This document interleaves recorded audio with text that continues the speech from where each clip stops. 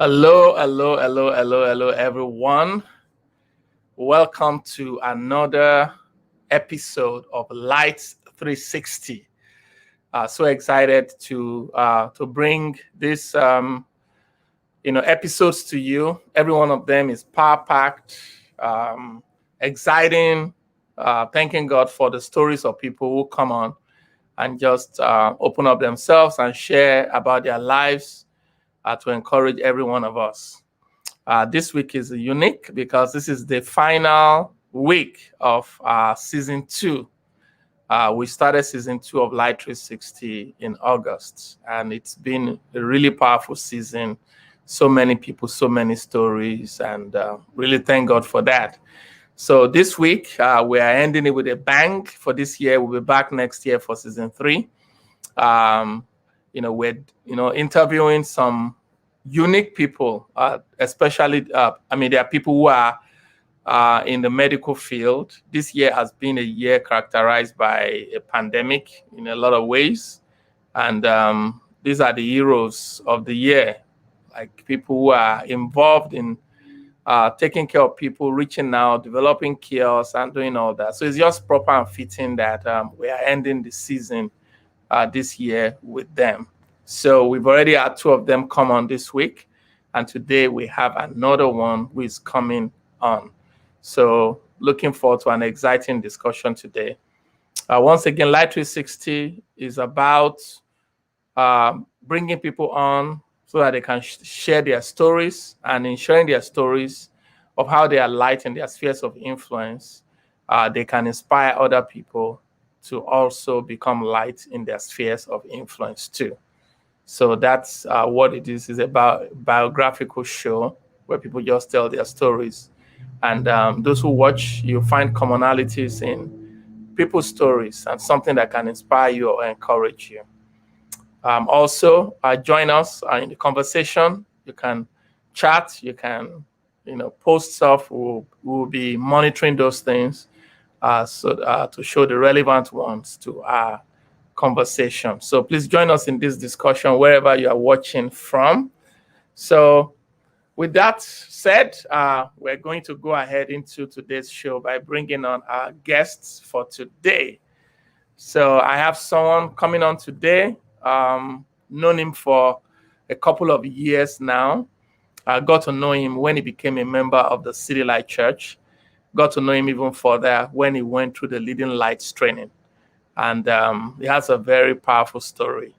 And I've been watching him and how he's just going about working out his purpose, first of all, in the medical field, and also some of the other attesting passion that he has, especially the passion to help people who are going through certain discrimination and injustice, especially linked up to his own personal story. So he's a focused young man.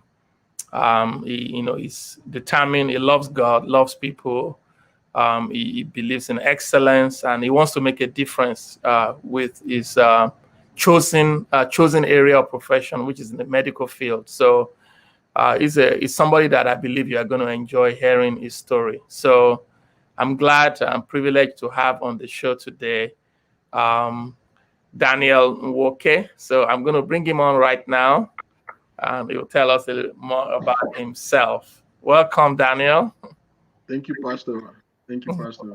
Good afternoon, sir. Awesome. Welcome to Light 360. Thank you, sir. How are you feeling today? Very privileged to be here. How are you feeling? Been feeling great. Actually, I've been excited since morning, knowing I get a chance to do this. So it's been so Awesome. great. I'm Thank you. excited too. I'm glad that we get to talk and Yeah.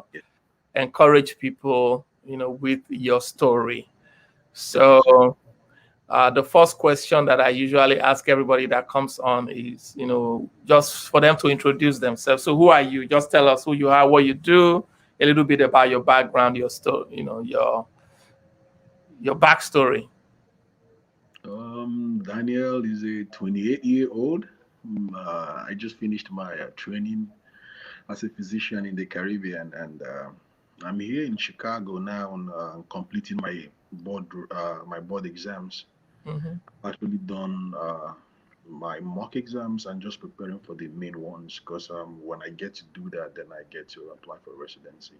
Okay. And my life in general since I came into Chicago has been, I would say, it's been wonderful, regardless of whatever that I've been through. It's been wonderful because when I look back and I see the things that I've gone, see where I am now, and I know it was the hand of God that has led me through all this while. So I'm still focused, like you said, and trying to make sure I put into pieces every single aspects of my life that I've been working on, both in academics, in my social life, in Mm-hmm. my advocacy, which is really one part of me now that I'm really bringing up more and more. So Mm-hmm. life, it's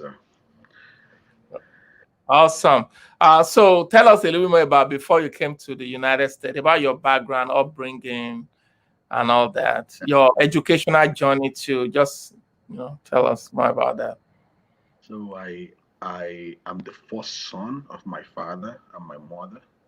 I have three other siblings, so we are four in the family. Right from when I was a little kid, I always wanted to be a physician. I mean, coming from the Nigerian home, everybody wants to have a doctor, but I've always wanted to be one. So growing up, my mom and my dad always instilled that discipline and focused. I mean, then we were complaining, but now I think I'm so grateful that they actually did the things they did then. Mm-hmm. I finished secondary school in Nigeria, started my bachelor's degree in bachelor's of medicine, bachelor's of surgery in Ebonyi State University. Then halfway through my program, I got a scholarship to go to the Caribbean to continue medical school. Mm-hmm. Because then a doctor who had come back to Nigeria, who was in the community, saw my grades and all that, and wanted to give me an opportunity to experience the American system. Mm-hmm.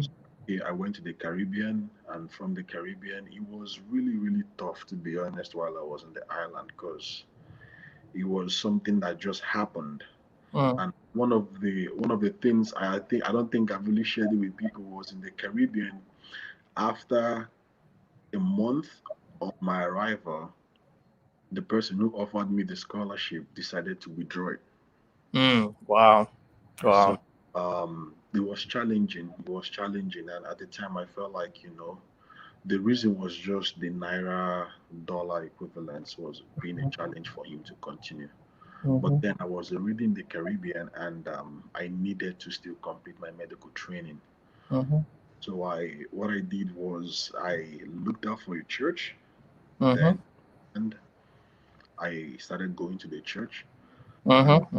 uh, luckily, the person who ended up being my landlady, she was a member of the church, and she was the one who actually invited me to the church. So I started going, and from there, that was where I got to also meet Celestine, and then from there, I was able to get free accommodation, Mm-hmm. and she herself was able to take up my tuition. So Mm-hmm. that really the first time someone outside my family, Mm-hmm. outside Nigeria, I would say, was really interested in investing in me.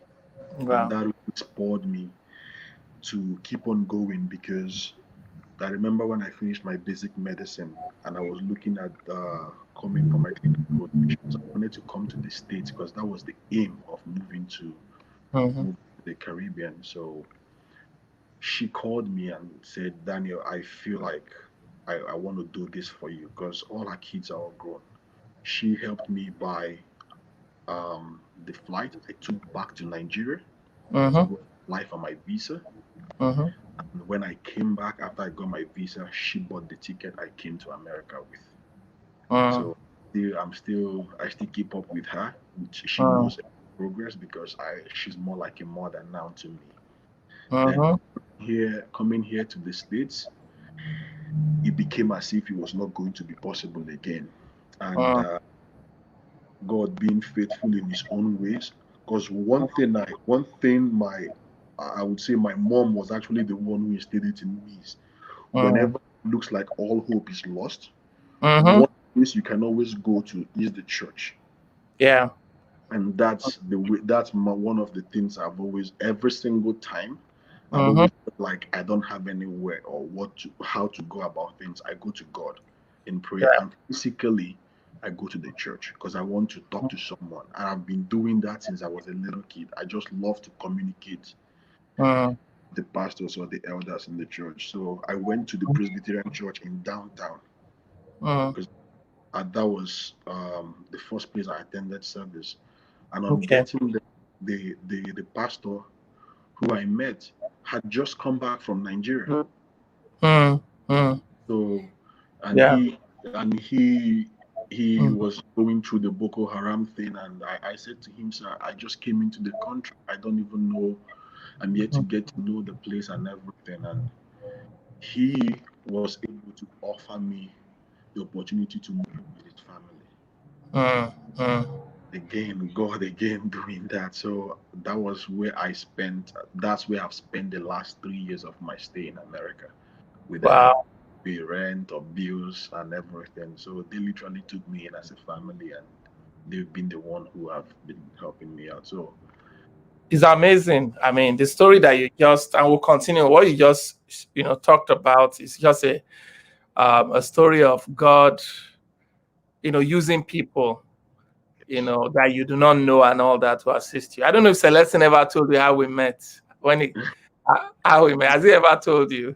No, no, no, sir. We met through Celeste. Me and you, we met through Celestine. Yes, yes, sir. So this is how I met. I got to meet Celestine. I have a brother in London, my elder brother. Yes, sir. So Celestine goes to London, right? He went to London and goes to my elder brother's church or so, right? Oh, So and talked about the fact that he's trying to come to Chicago and everything. okay. So my elder brother calls me from London and says that there's a guy that is trying to come to Chicago. He's never been there. He doesn't know anybody. Oh He's my in the God. Caribbean, and it's like I don't know if you can help him. You know. Okay, So I said, of course, let him come. So that's like, where good. is he going to stay and all that? So Celestine was surprised. Like, where is he going to stay? I just told him. I said, don't worry, stay in my house until Wow. was. So that's how I met Celestine. Celestine met him for the first time on the airport. He came to my house. And I was living in my house. Do And you know that he never told? I told you. He That's how never I told met me Celestine. that. I didn't know him from Honestly, he anywhere. It never was told just me my that. brother who told me somebody was coming, and then so he stayed Oh with my us. God. Oh Yeah, God. that's how he got That's into city great. life, and yeah. That's So great, Pastor. Yes, yes, yes, yes. That's great. I mean, I share that not because I want, it doesn't, Yeah, those kind of things are normal. They are natural to me. I do that. But I'm sharing that because I think somebody might be watching and I want them to learn that, you know, the way we all fulfill our destinies and yeah, purpose is because somebody chooses to extend mercy and favor towards us. And everybody should live that way and everybody should expect it to. yes, So it shouldn't be out of the normal. I am where I am right now because of the mercies and the favors of certain people, and I continue to be that way. That God allowed other people to show me, and allows other people to continue to show me, and that He Himself continues to show me, every day. So our life is made up of that. So what you have experienced is actually the hand of God. So I'm really, if those people that helped you are watching in any way, I would like to give a shout out to them. I really appreciate them for just showing the heart of God, in your pathway, your journey. So that's a very good thing that you brought out. If you are watching here, there's something you have that can help somebody and make a difference in the person's life. It yes, might be your house, it might be your whatever. You don't know what that will mean, to them as they continue their part of purpose. So yes, that's a good thing to pull up. Now you said something. You said you have always wanted to be a doctor yes, from sir. when you were young. What started that? How did that desire come? Um, I as a kid I was diagnosed with a child ailment, Mm. and I remember the days they would be like, okay, this is gonna happen. You will need to go for this. You will need to go for that. Mm, But then growing up at the time, I was like so tired to go to the hospital. mm, I remember this particular year, I I walked up to my mom in the church and I'm like, "Do you know, mom? This has been 2 years. I didn't fall ill. I didn't go to the hospital." mhm, She was so happy, and I told her, I think if God gives me the opportunity to keep on living, this is what I'm gonna do. mhm, And my dad has always told me, yeah, I want you to be a doctor. Then he would tell my kid brother I want him to be an engineer. But I believe he was only speaking it into existence mm, because in me, yes, I ended up going into this field. My brother ended up actually going into civil engineering. It was my mhm, sister who did not end up. My dad wanted her to be a pharmacist. She did not. I think she ended up going for account. So for mhm, me, that was what really spurred me up. And even when I got into Ebonyi State University, like I said, every single time of the way, it's not been a very easy journey. It's mhm, been, I've had times when I'll be like wanting to give up. I've had mhm, situations when I've always wanted to just stop, mhm, especially in 2017 while in the jail, mm, was when I felt like that was the end. That was just the end. Because mhm. if they had sent me home, I don't think I'd probably ever be a physician. I don't think Yeah. so. But after I got out from the jail, I told Mhm, myself if immigration couldn't stop that dream, mhm. I don't think any other thing can stop the Yeah. dream. And that's really what has been motivating me even up till today. Yeah. Let's talk about that jail experience some more because I think it's something that will encourage people that are watching. So you went to the Caribbean, you were doing your medical stuff, and then you were to come to the United States to continue it. And then Yes. you get to the airport, and then what happened? And So this is it. Even before, because I came here for my rotations first in 2016. mhm, Then I spent about 4 or 5 months. It was there that I met the Reverend Ed, the mm, pastor I told you I stayed with for the last 3 4 years now. yeah, So when I was here, they the normal thing is after every 6 months you have to go and come back. okay, So because I was on a visa that allows me just to be here for my rotations. But mhm, then when I went back home, I knew something was going to happen. I actually knew mhm, something. I felt it because the night I got back to Nigeria, I couldn't even sleep. So mhm, when I woke up in the morning, I said to my mom, I had this dream. I feel like something is gonna go wrong when I'm mhm, going back. She said, just forget about it, pray over it. So when I go to the airport, the officer just asked me what I'm here for. I told him I'm here for my clinical rotations and all that. And boom, he's like, I don't find it you admissible. We're gonna send you back home. mm, So I went into the room. He kept me, and I just kept on like, God, this is not what you told me. This is just mm, not what you told me. This can't go this way. So mm, he calls me, and I said, sir, I'm not gonna go home. Then mm, he's looking at me like you crazy. So he says, well, I can't decide that. The person who would decide that would be an immigration judge. So he mm, said, you're gonna spend a week. It's gonna be a couple days, and you'll be fine. If he or she agrees, then you stay. If he or she says no, then we have to take you back. So I said, mm, no problem. Just a week. I'm gonna wait. mm, I asked them if I could call my parents. They said no. mm, So I said okay. So I went to the jail. I didn't. It didn't make sense to me until I actually got in and mm, I saw that I'm actually here. And then I woke up that very night and I'm looking around and I'm like, oh my God. Then I see I'm sorry to use a little bit crazy on white people. And I'm like, oh my, I'm actually here. mm, So after a week, I wrote a letter to them. I said, it's been a week. Nobody has said anything to me. What do I do? mm, So they said, oh, it takes longer. We can't even find your files. It takes a mm, while. So I was at the time, after 2 weeks, 3 weeks, because nobody knew where I was. My mom and my dad, nobody knew.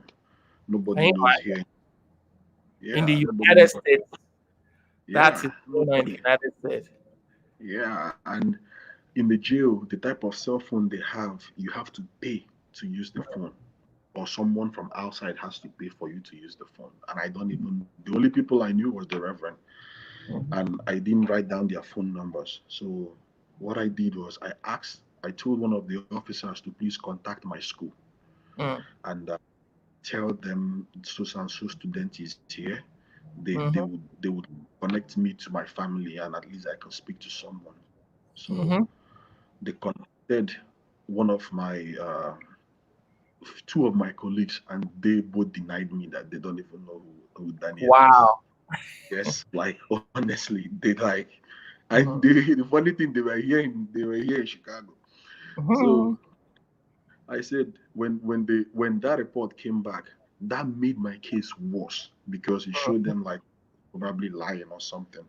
Yeah. So I now asked for voluntary deportation because I was really sick at the time. Mm, yeah. Then a day before the day I was going to be taken to Chicago, because I was in Wisconsin, a jail in Wisconsin, Mm, two Catholic sisters came in, and I asked to see them. So I got a chance to speak with them. Then they connected me to National Immigrant Justice Center. They always come to the jail pro bono. mm, And I talked to them, mm, and God being faithful. Actually, I was not going to talk to them because I was scared they were part of the government. mm, mm, Then it was one of the jail officers because all of them took a like for me, all of them, mm, because I behaved really different from everyone. mhm, And when I came in, this is true, Pastor. mhm, There was no Bible study or anything. But in mm, me, I needed to do something different. That's mm, just 'cause the way again I was raised is I tell God whenever I'm in a situation, I'm gonna do this for you.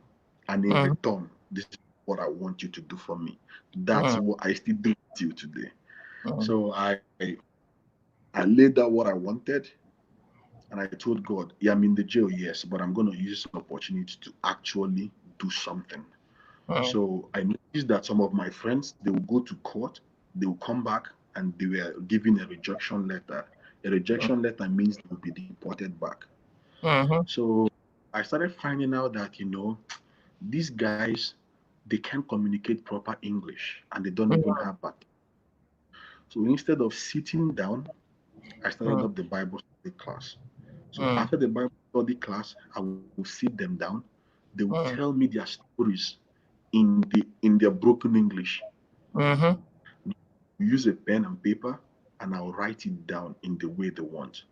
mm. Then I also go to the computer room because the jail had a computer room where you only have 1 hour access to every day. So I'll go to the computer room and Okay. help them type that, and then I'll give it to them. Mm, So mm, at the time, remember, at the time, I don't even know what is going on in my own case.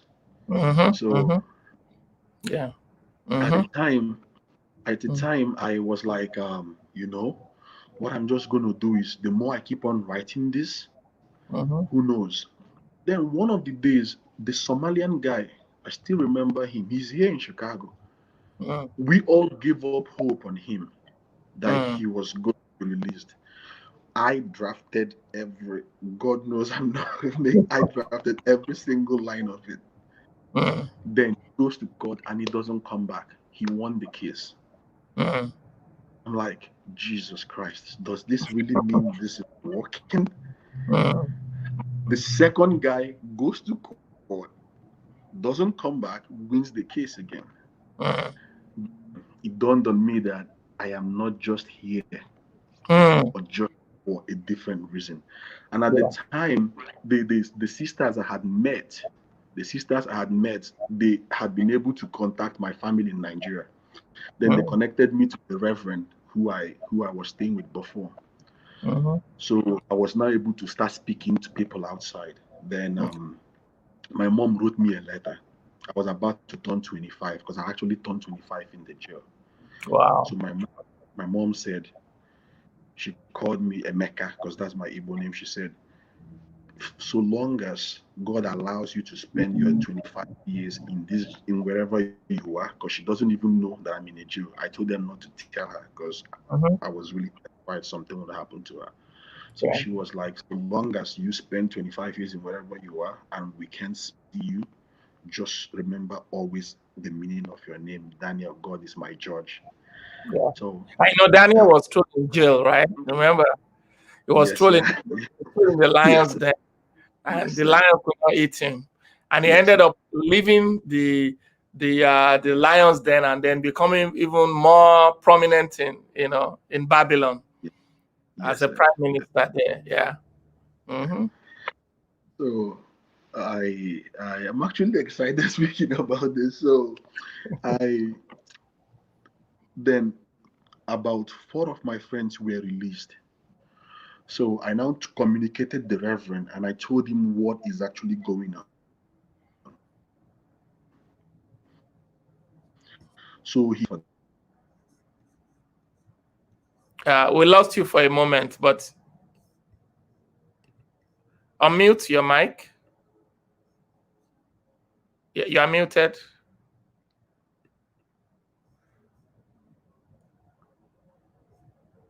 Are you able to? I think I'm back on now. Okay, yeah, you're back on. Yes, good. Mm-hmm. Yeah. Yeah. Mm-hmm. So I was saying that I had some Muslim friends in the jail. So I now contact the family I had, the Reverend Ed.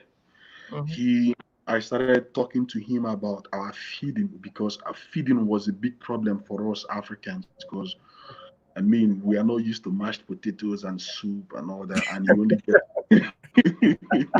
you only get You don't start me you and only buy get it, you know. yeah you only No, get fed one no jollof rice in one jail. Yeah. oh my god, Pastor, you don't want to So hear the prison food there. reform, that's part of your mission. Prison reform. You focus on the food aspect. You have to provide food, ethnic food, or whoever is put in jail, especially civil jails or whatever. Yes, sir. So I we ended up actually doing that, and they started sending commissary into the Okay. jail for my friends. So we all started getting food, and they were almost feeding. We were like 56 Africans, and Mm-hmm. that family, Reverend Ed, they were feeding almost all of us, Mm. and it was costing a lot. But Who is this Reverend again, Head? I need to meet him. I need to know him. Or it yeah, seems like my kind of man, you know. yes, yes, sir. So he and they were the ones who were helping take care of our feedings, and we needed to get haircuts because you have to pay while in the jail to get them. You have to pay. You Mhm. have to do a whole lot of things. But for me, the highlight of me being in the jail was actually seeing my friends get released before me because Mm. that really motivated me. I remember the day I had my final court. Mm. I I came out and I knelt down on my locker and I just couldn't pray. I just Mm. couldn't pray because I was like, maybe I might be sent back to Nigeria and all the hope was lost and everything. So, Mm. but that particular, I was just crying and my court was supposed to be, I was supposed to be brought to Chicago, and then they Mm. sent me a letter and say, we are not bringing you to Chicago. It's going to be a video conference call. Mm. Usually, when they do that, you're going home. That has Mm. always been the case. Because Mm. for them not to bring you to Chicago means they don't want to stress themselves. They know you're going to lose, and it's easy. Mm. You don't have to come. Mm. So my attorney from National Immigrant Justice Center calls me, and she's like, "I'm worried that your court case is going to be on video call." Mm. So I told her, I'm not worried. Whatever happens, I think I've tried because at the time I had spent that was the 6th month Mhm. of me being. Yeah. So my court was for 1 o'clock. Then they took me in handcuffs to the courtroom on video. So I just walked in, and the judge looks at me, and she's like, I don't want to take his case. I have something else to say about him." Hmm. Then she says she wants to actually hear someone else, another case. So she heard the case, and then she sends for me. Hmm. Then she asked me, "What is your name?" Every single one of us who went to court, their court lasted for more than 4 hours. Hmm. Some, they have to readjoin their case.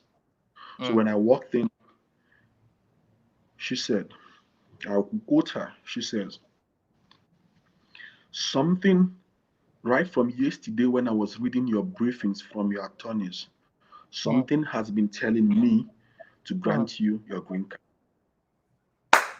Wow. That was what Wow. she said. Wow. Wow. Hmm. That Wow. was exactly what she said. I wrote that down. I don't forget it. That was exactly Hmm. what she said. Hmm. My lawyer looks at her and was like, should she continue the normal asking question and answers and all those things? Hmm. So she says no. Hmm. She just asked me my name, just my normal biography. She said she already made up her mind because she has read everything. So she asked the government attorney, who is the opposing, does she have anything against me? The government attorney says no. Hmm. That was that was Wow. it, Pastor. And I broke, I just broke down crying. Hmm. It was like a miracle because I said, God, I can't even believe this. So when I got back into the jail, my friends were like, what happened? Why so quick? What happened? I told them, Hmm. I'm going home. I'm going home. So then that very night, two other of my friends who had written their story, who had gone to court outside Wisconsin to Chicago, were released as well. So in Hmm. total, 12. Hmm. In total, 12. So when I look back at that jail experience, I believe I didn't go to the jail because of myself. I believe I Yeah. went to the jail because of that 12. Yes.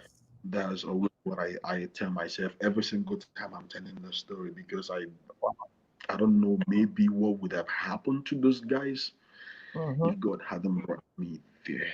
I don't know, but I Yeah. believe that glory goes to God because I believe it was for them. I believe it was Yeah. for them.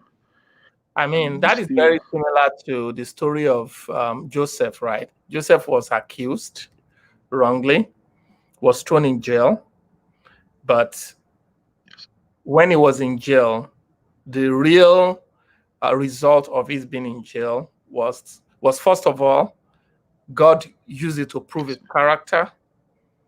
He served in there. He was who he was outside in the jail. Like yes, he was the way he was in Potiphar's house and all that, serving and leading. He kept on doing it, and then he was interpreting.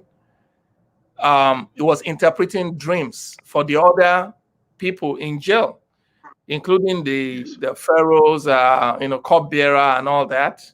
He was doing that, and then when it was time, God allowed him to go, but God didn't let him stay. God elevated him even yes. be above the person, Potiphar, that threw him in jail and made him the prime minister. Yes. Where that Potiphar that threw him in jail was going to become one of his right hand, one of the people that he will be in control over. Because Pharaoh said the only person that is going to be, you understand, I'm the only one that is going to be above him. He's going to be above every other person. So God elevated him. But what he did within the jail really, really mattered.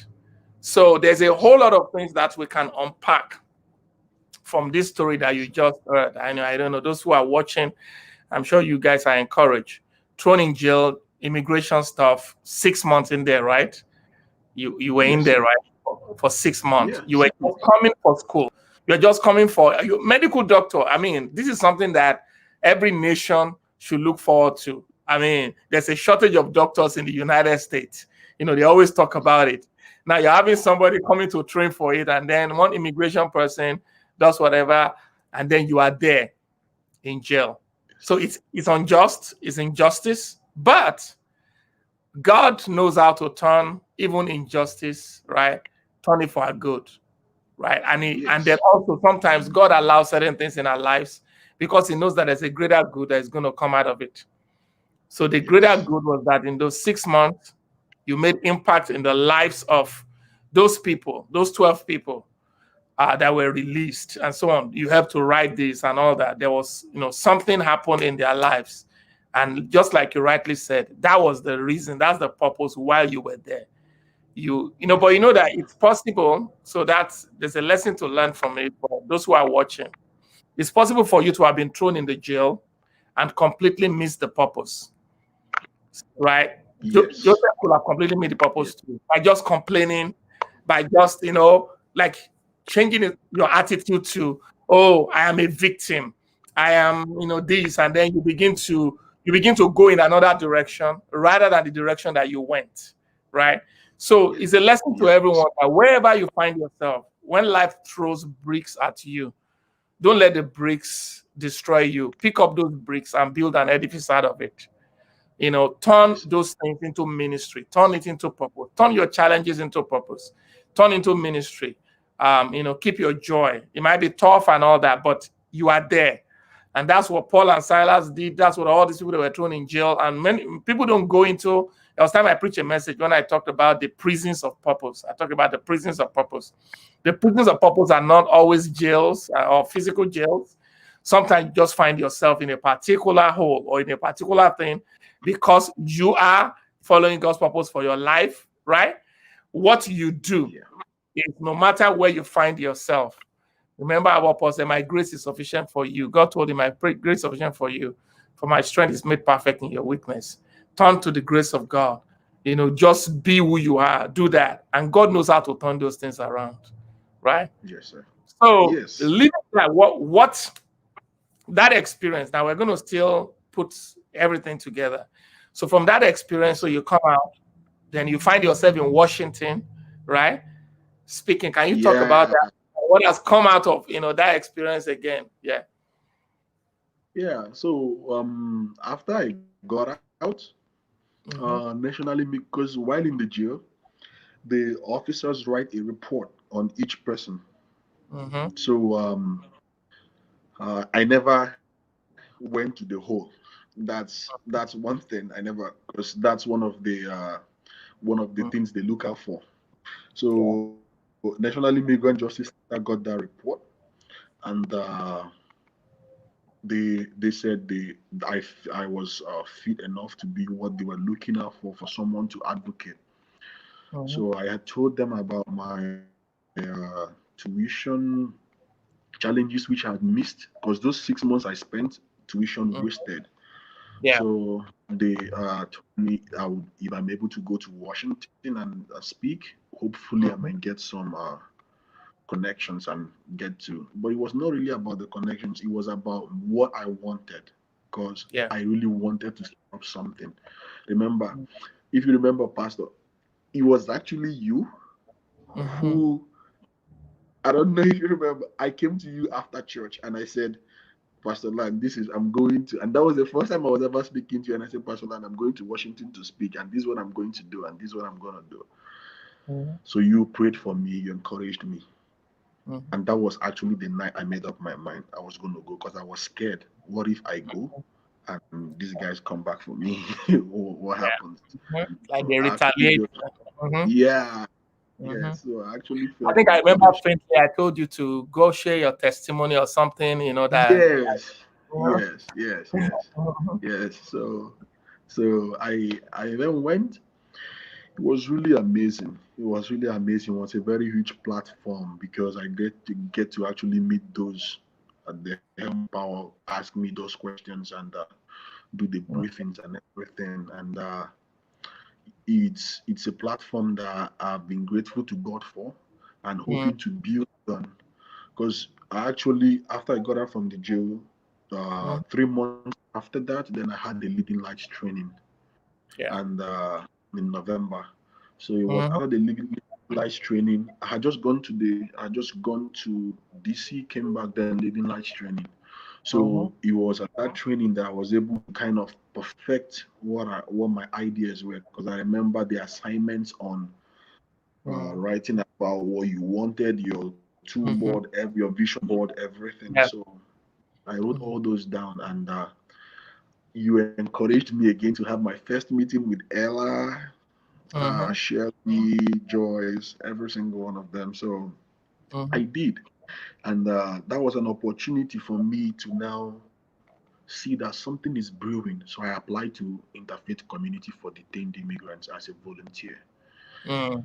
So with that, what I started doing was anybody who I get to hear their stories. I've actually been focused more on Nigerians because we're a minority that people overlook, Mhm. especially we African minority in the jail that Yeah. people overlook. And Mhm. that was what led me into starting African Detained Immigrants Project. So it's a Mhm. project that I'm currently working on. As Mhm. at last 2 weeks, ICBI approved me, Interfaith Community for Detained Immigrants. They approved me to be like my parent body, Okay. and I will just be a subsidiary body under them. So Mhm. they want to present the project during the next board. So I've been working on it Very good. gradually, and I'm Mhm. hoping that they fund it and help me start it up, because it's really something I feel we Africans need. Because the Mhm. last 3 weeks I was briefed that we currently have about 83 Nigerians Wow. in immigration Wow. jails. Yeah, Mhm. within just the Chicago. I wouldn't call it Chicago because the jails are in Wisconsin, McHenry, Yeah. Dodge County, Mhm. and all that. So there are about five of them around the Midwest. So Yeah. currently have 83. It Mhm. hurts me. It hurts me really because I've been in that situation. Nobody Mhm. wants to be there. Yeah. I know what it feels like. It feels hopelessness, and Mhm. when you don't even know your left and right. I see people Mhm. every Friday get deported Mhm. back to a lot of situations. You see families being just so. It's Mhm. something I'm believing God and trusting Him that in due time you'll be Yeah. able to manifest, and we'll be able to reach out to those people out there, because I know there are people out there who actually needs who are Mhm. in my situation. Because Yeah. I can't right now go back directly to Wisconsin jail, but I can go back to the other ones because I've never Mhm. been there. But Mhm. I feel I still have some work undone in there that Yeah. I need to get to. Yes, Awesome. So we're going to get back to that in a moment, like this purpose, part yes, of sir. purpose. But I wanted to ask about your spiritual journey. So you've been talking about God, God, God since this conversation started. God this, God that, God. How did I mean? What was your story in that area? Your relationship with Christ. Hmm. Right from when I was a little kid, my parents instilled that uh, fear of God in there. But on my own personal journey, I gave my life to Christ in year 2000. I remember that year, uh, everyone was there was rumor that Christ was going to come. Christ was going to come. Mhm. Even in Sunday school, everybody was saying Christ was going to come that year. Mhm. So it was really that year that um, I decided, what, because I was about to start boarding house, and Mhm. the drama administration had just ministered in the church and in Sunday school. So I decided, yes, this is what I really want to start that personal journey. And Mhm. to be honest, it's been a journey that I've loved so much. And I, as an individual, whenever I feel like, yes, things are going the way I do not want it to go, Mhm. one thing that comes to my mind is my relationship with God. Is it in the right way?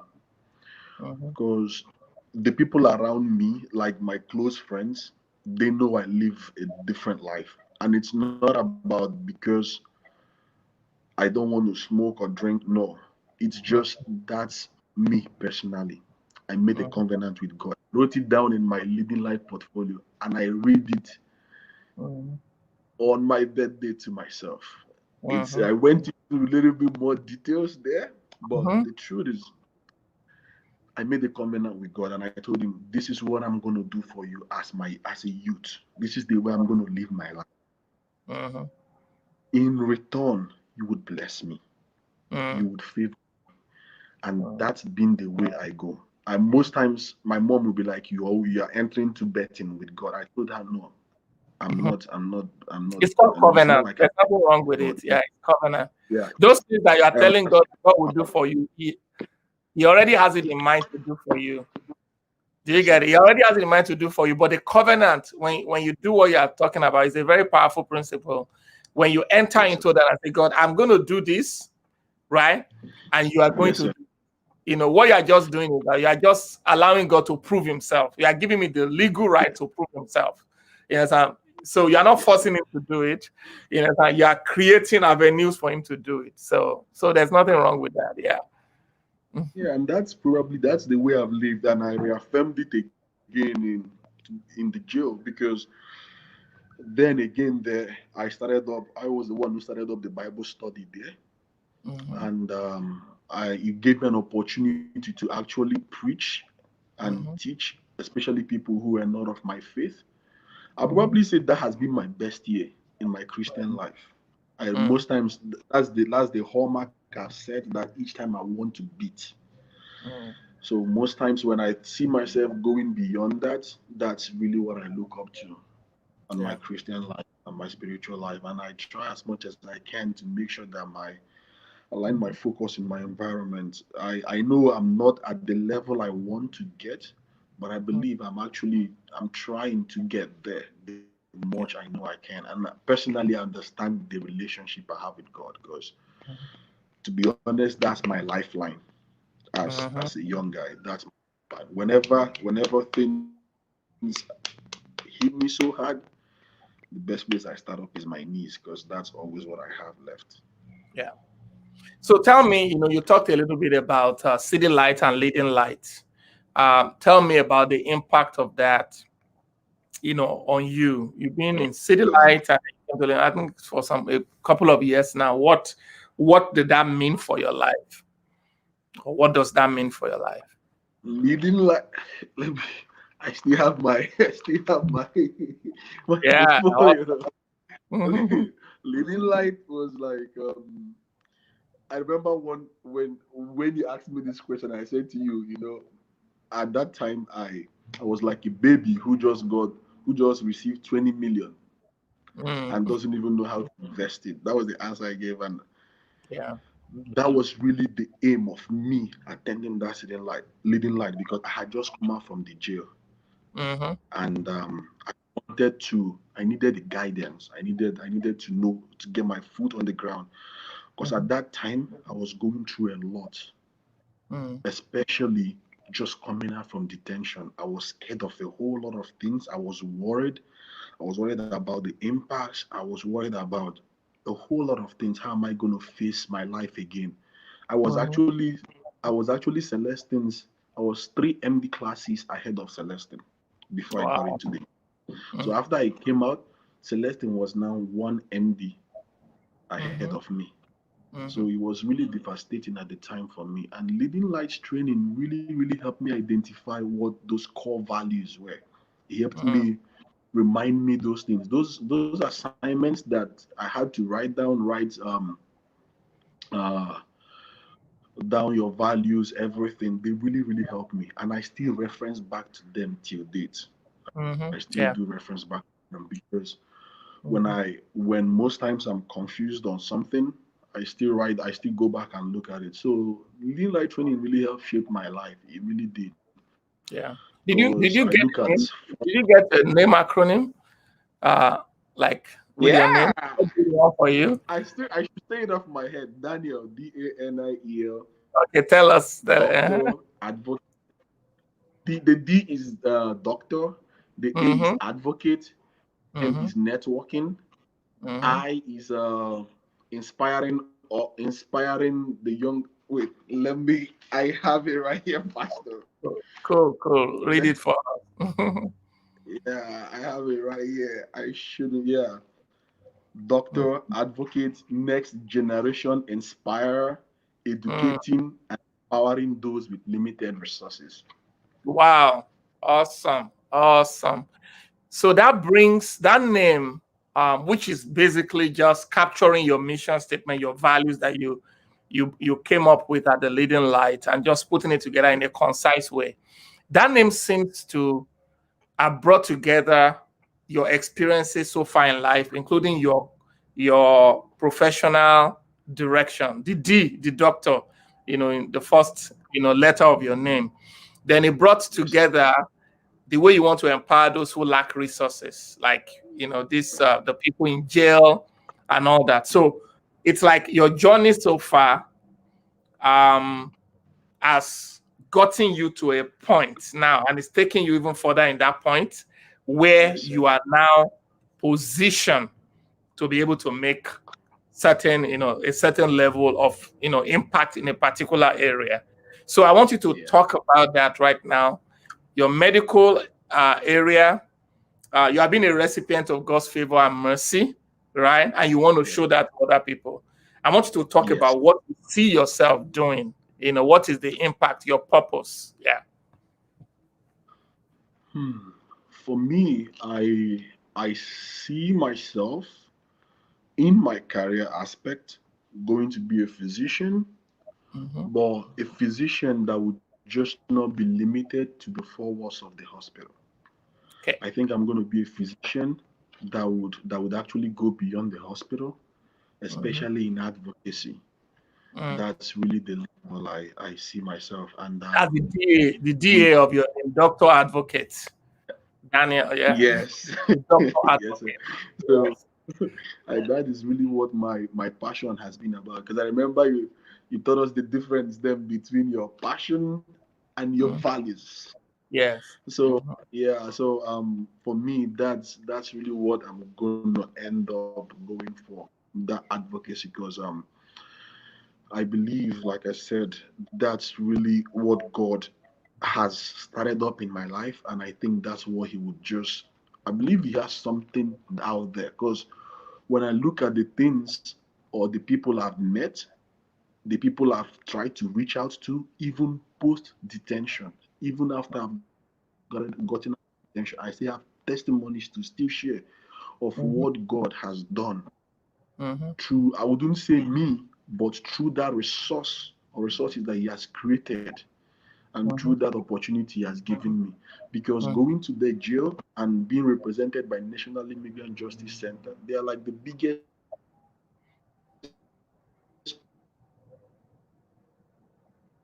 pro bono lawyers, at least in the Midwest.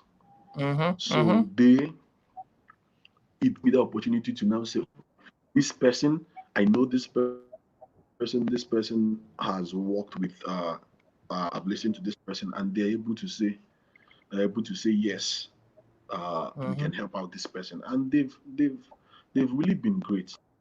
They've really Mhm. been. The only thing is that they specialize more on people who are in situations, who are in the detention system and all that. But I'm looking to Yeah. go beyond that scope, and I'm believing Yeah. God that, especially like I Mhm. keep on saying for my African brothers, because Mhm. we are really, most of us are really suffering in the jail system, and I Wow. hope things Mhm. change for better. Yeah. And there's something about your advocacy. There's something that your physician career will bring to it.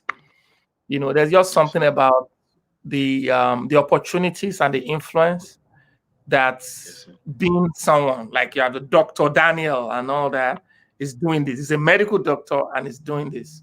It had some gravitas to it. It opens up some opportunities to you for resources, for Yes, sir. credibility, and all that. So God is putting everything together perfectly, like just taking you on a journey where you can stand in that place that He has called you, and every experience that you've gone through also, it's all leading to that, and the relationships that are around you, and all the things that He's doing now. So, Yes. so keep on doing that. Don't be discouraged. If you take some steps. It looks like what you experienced last week, and you Yeah. were, it's That's true. That's part very of true, Pastor. Sometimes it just looks overwhelming. That's very correct, sir. So That's I'll very just tell correct. you to welcome to the club. Welcome to the club of people who are working out in purpose. We set out, we hit some walls, we put out some dreams, and maybe people don't respond as much and all that. But the thing is that if you don't stop, if you keep on moving and just keep on pushing, there will come a time where something that you did and nobody responded to, then you do it, and that just there are so many people that want to do it that you have to cut it down and say, I don't, you can't all do it, because of this and that. So I'm glad that you're on the journey. I was very happy for you last week because when we talked, I just laughed to myself and to my wife. I just laughed. I said, "Well, now this guy is on the journey of purpose because you are now, Thank you, sir. you are there. Thank you, You entered the trenches. So it's one of the signs of somebody who is in the trenches. So it's an it is exciting. It's exciting. So, and we're looking forward to seeing what God is going to do through your life. I believe in you, and I believe that God is going to turn His investment in your life. Is going to turn it into great manifestations for many people Amen. to Amen. expand His kingdom and to glorify His name and to help many people. So, Amen. so Amen. we're rooting for you, praying for you, and so just keep on moving on, keep on growing. Thank you, sir. The challenges that come, just count them also as part of the training. You understand? Amen. As part of the training, because it's the things that you go through, the things that you overcome. Those are the things that you can really, really be able to be to help other people with when you are. I mean, like there's a level of empathy that you bring to it Yes, sir. that's just different from some other people. So you are on that journey. So Thank you. so let me ask you this question as we begin to round up our conversation. So based on your life so far right now, your spiritual journey, your background, your educational journey, I'll call it your school of hard knocks.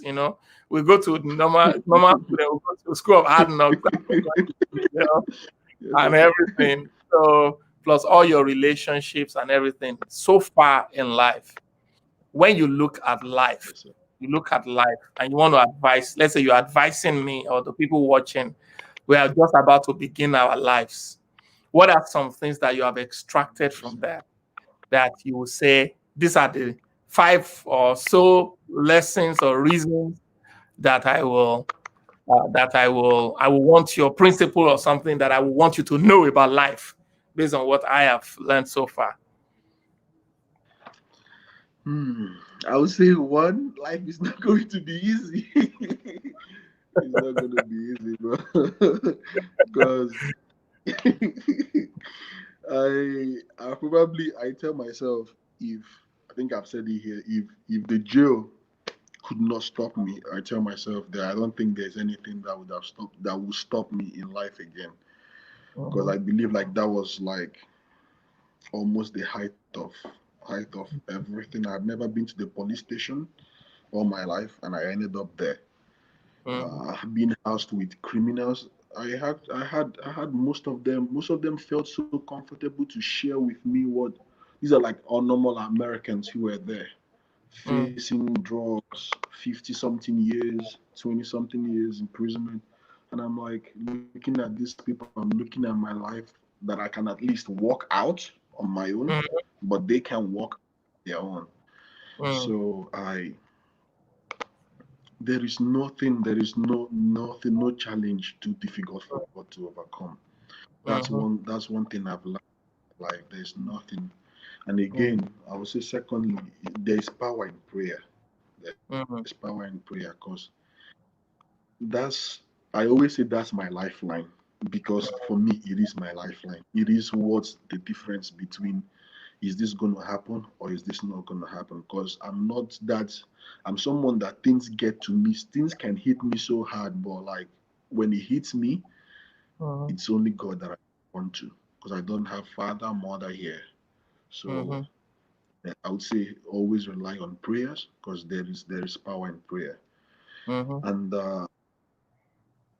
to the young ones, especially the young men, I will always say the way we live our life really matters because me, I believe I operate in a covenant and I understand the power in that covenant because Mm, it's like a cage for me too because it helps me know how when I'm overstepping my bounds on what I want or what I promised God that I would not do or what I mhm. promised God that I would leave.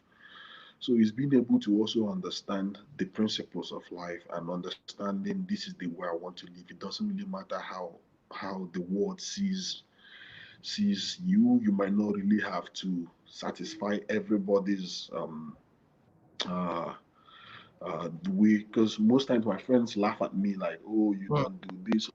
I it gets to me, but I know the promises I made to God, and I yep. know I understand that that's the way I want to grow, and I Let me believe pause. that. You remember Daniel, your namesake in the Bible, Daniel Yes, chapter sir. 1, verse 8. Everybody was in a foreign land, all the young men and all that, but he purposed in himself that he will not do Yes. certain things. Right? Everybody Yeah. was doing it, but he made a decision. No, that I will not do that. So that was a covenant that he made with God, and it paid off. Yeah. Hmm. Yes, sir. And that's really the way I operate. Then again, make the church a home. Mm, Especially since I joined City Light, I know the mm, things. Look at example when I brought the issue of the school with. Imagine if I didn't have a family like that or mm, someone to advise me.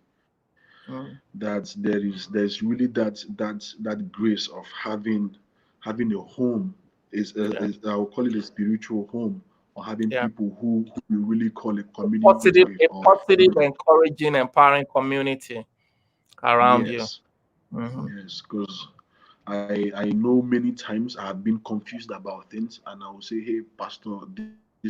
And even if you do not, you will say, "I know this person who can help you with this," Hmm. and obviously, I will always get through, and that Hmm. has been that for me. Hmm. I know what the church means for me because again, that is the home I have here. Most of my friends are actually from there as well. So Hmm. I would say everyone should have that base in their life Yeah. and being able to understand too that regardless of what you've been through in life, there is no nothing Hmm. nothing you can't overcome. Hmm. Because I use myself as an example. I look at my life, I look at my academics, I look at the things. I didn't pay a dime for my clinical rotations. God knows Hmm. I did not. I think my Yeah. clinical rotations, the total tuition is almost 60,000, and Hmm. that's excluding bills. I didn't Yeah. pay a dime, and each time I remember that alone, I tell God, "You're faithful," Hmm. because I see what my colleagues who are going through that, Hmm. and then look at the situation of the jail. I probably might not even have my green card today if I did not go Yeah. there. Yep. If I You will did definitely not will go there, not have I it probably because you still be an F1 student. yeah, we Yep. never have had that. We never. Mm-hmm. So God turned it around for me.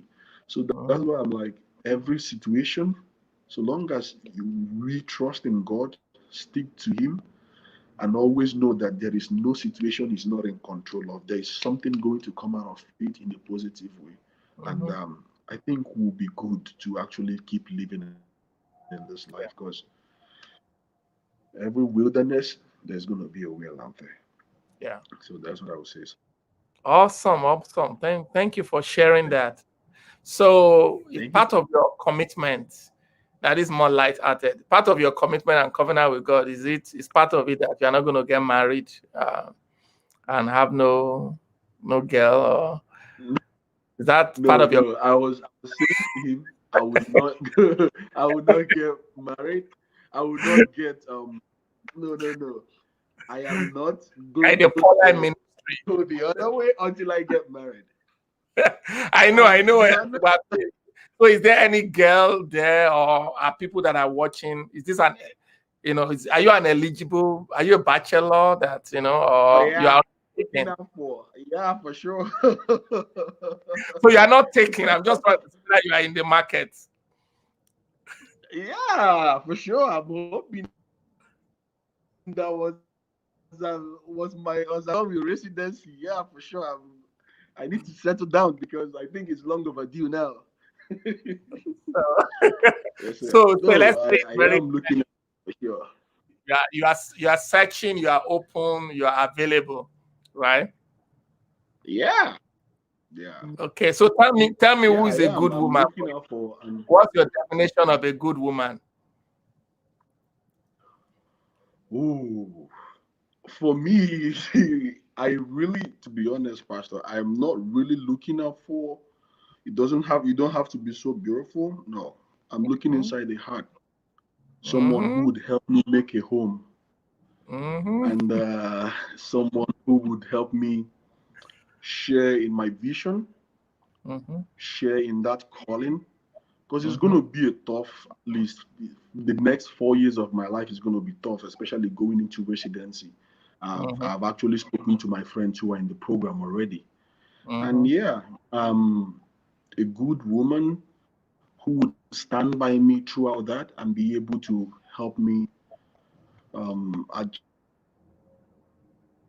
in mind. Okay. You went off a little bit.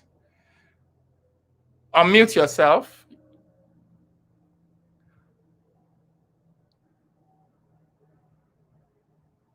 Let's see if you're back. Can you say something? Okay, yeah. Now you're unmuted. Yes, Yeah. sir. Yes, I'm here. Okay, so don't worry. The internet is not going to allow. It's not going to help you escape my questions in this. No, no, no, no, no, no, Well, no, no, no, yeah. Pastor. No, I'm actually no. I am kind of cool-headed. I think I will be okay with someone who is cool-headed. I know my mom will be like, "No, you are too level-headed. You probably want someone who will stand for you." I'm like, No, I don't want someone who is gonna get me crazy." So I would need someone who will actually compliment me. Mm, I look at my environment, and mm. I want to be able to have someone who will be a mother to not just my kids but to my siblings as well. So Okay. that's really that, Pastor. Awesome. So hopefully somebody is watching or somebody will see this thing and say, "Wow, this guy's beard, is not. It's just beard is enough."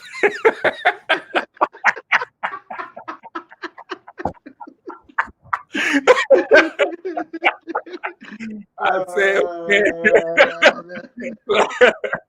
I do not just his beard. You just look at his demeanor, very calm, cool story, doctor. Come on, whole package. God fearing, you know. So why do you think a lot of single people now they find it difficult to make the connection with the right set of people? Why? I mean, from your perspective, how come guys and girls, like it looks like the process is a little bit more difficult than it used to be? Because I think everyone is just after. Nobody really wants to date now.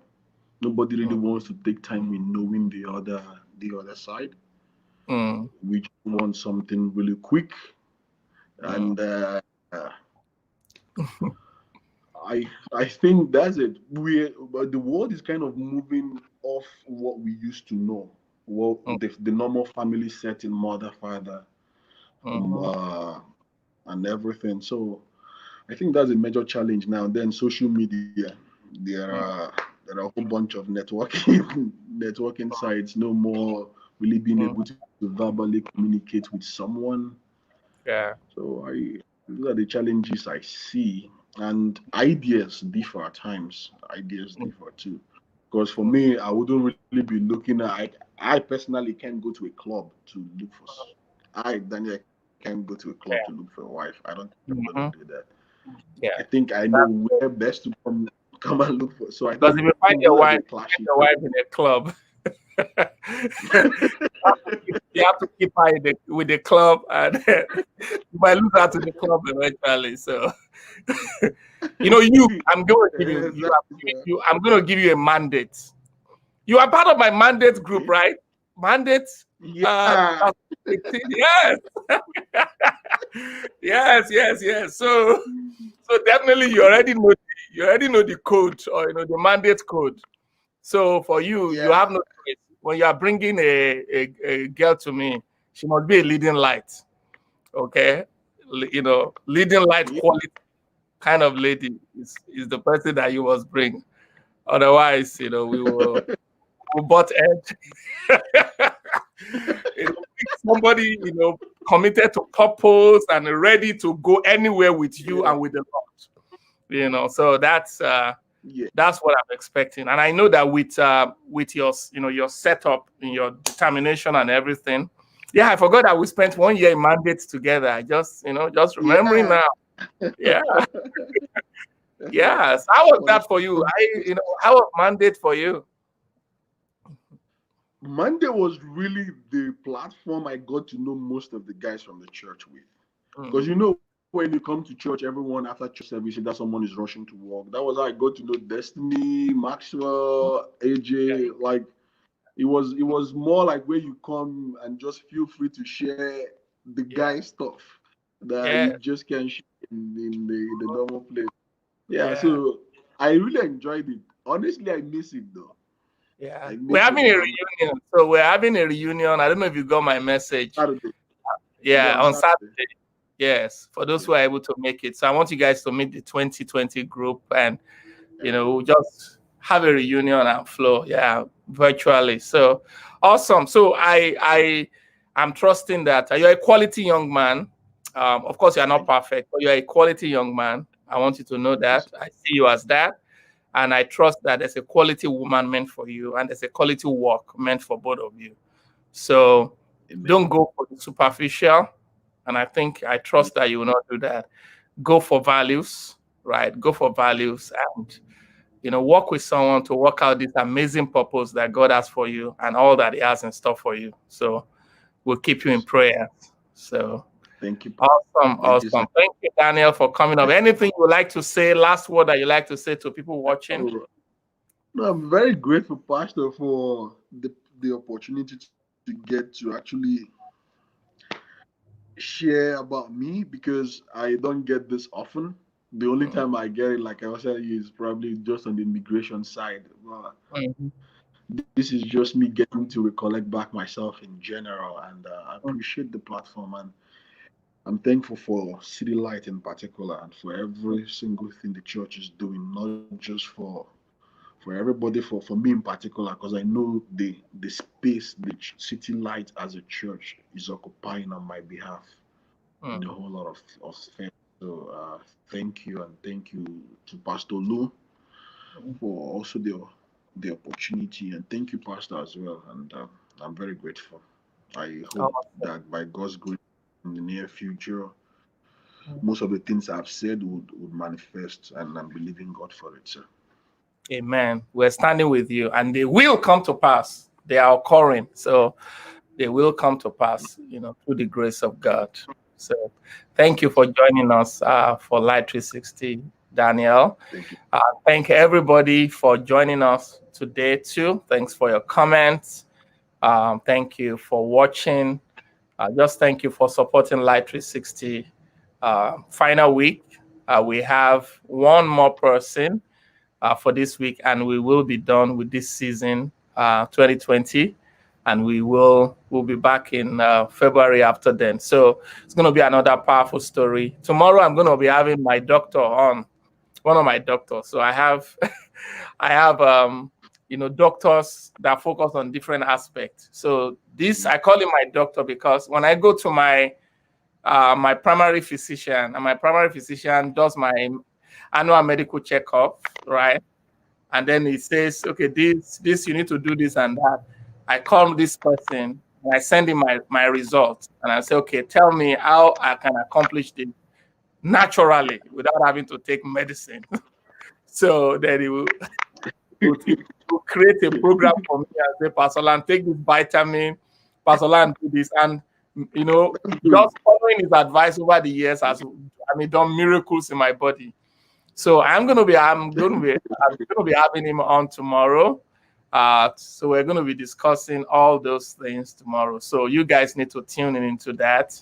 It's going to be a fun one. So thank you, Daniel. Thank you so much. Thank you, everybody. Daniel and I, we're going to be signing off right now. You, Daniel, can stay. I'll sign off. So we're going to be signing off, and we look forward to seeing you guys again tomorrow. So let's appreciate Daniel for sharing his stories. Those of you watching, please type it in there and just appreciate him. Even when we go offline, we'll still be able to see your comments. So please type it in there and just appreciate Daniel for, you know, being bold and considerate enough to come on and just openly, you know, share his story. So, all right then. Bye-bye, everybody.